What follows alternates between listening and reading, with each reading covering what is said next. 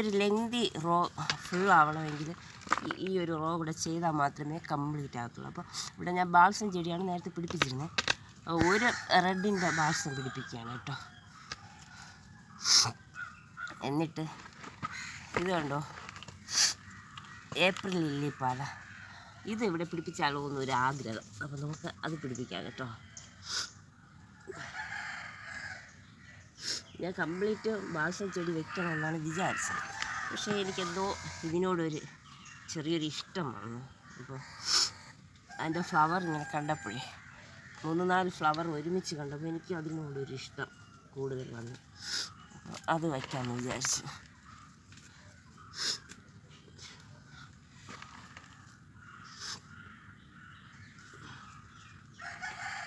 എങ്കിൽ മാത്രമേ ഈ ലെങ്തി ആയിട്ടുള്ള ഈ ഒരു ഇത് കംപ്ലീറ്റ് ആകത്തുള്ളൂ. ഇല്ലെങ്കിൽ ഈ ഒരു റോ ഇങ്ങനെ ഒഴിഞ്ഞു കിടക്കും.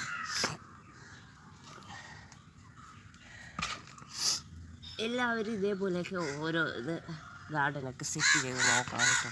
നമുക്ക് രാവിലെ മോർണിംഗിൽ നോക്കുമ്പോഴേ ഒരു സന്തോഷം വരും ഇതിങ്ങനെ കാണുമ്പോൾ.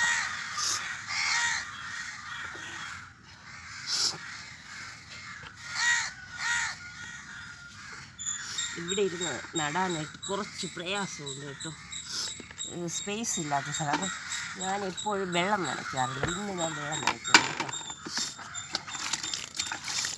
നട്ട് കഴിഞ്ഞാൽ ഞാൻ വെള്ളം നനയ്ക്കാറില്ല ഒരു ചെടിക്ക്. അപ്പോൾ ഇന്ന് ഞാൻ വെള്ളം നനയ്ക്കുകയാണ്.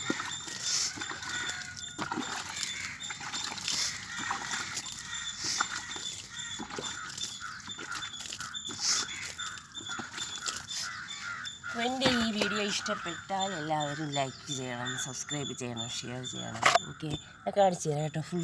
ഇതാണ് ആ റോ ഉണ്ടോ, ഫുള്ളായിട്ട് ഇവിടെ നിന്ന് കാണുന്നുണ്ടോ? അപ്പോൾ കംപ്ലീറ്റ് ആയി. അങ്ങനത്തെ അത്രയും ലെങ്തി ആയിട്ടുള്ള സ്ഥലമാണ് കേട്ടോ. അപ്പോൾ ഇത്രയേ ഉള്ളൂ. കംപ്ലീറ്റ് കാണുന്നു അങ്ങറ്റം വരെ.